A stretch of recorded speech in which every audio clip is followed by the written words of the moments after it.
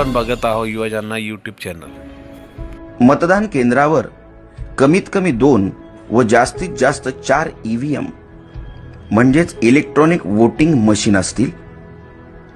तुम्हाला मतदान एकूण 4 म्हणजेच अ जागा, ब जागा, क जागा व ड जागेसाठी करणे आवश्यकच आहे।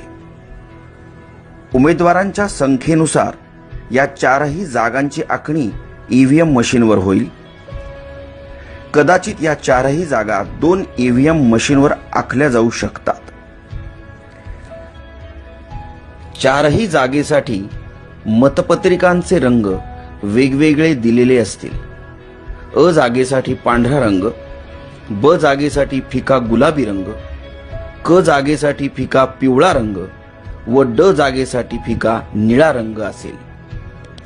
प्रत्येक मशीनवर उमेदवाराचे नाव व त्याचे निवडणूक चिन्ह असेल। अ जागेखालील योग्य उमेदवारासमोरील बटन दाबा, लाल लाईट लागेल। याचा अर्थ अ जागेसाठी मतदान प्रक्रिया पूर्ण झाली। ब जागेसाठी हीच पद्धत वापरा, क जागेसाठी हीच पद्धत वापरा, ड जागेसाठी हीच पद्धत वापरा।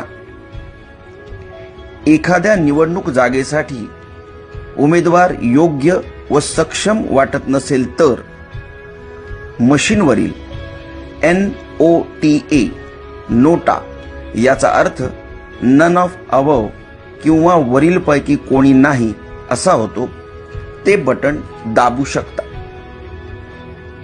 पण जरा विचार करा, कारण तुम्ही भारत देशाचे सक्षम मतदार आहात आणि तुमचं एक मत देशाचं भविष्य बदलू शकतं। तेव्हा योग्य उमेदवार निवडायचा प्रयत्न करा।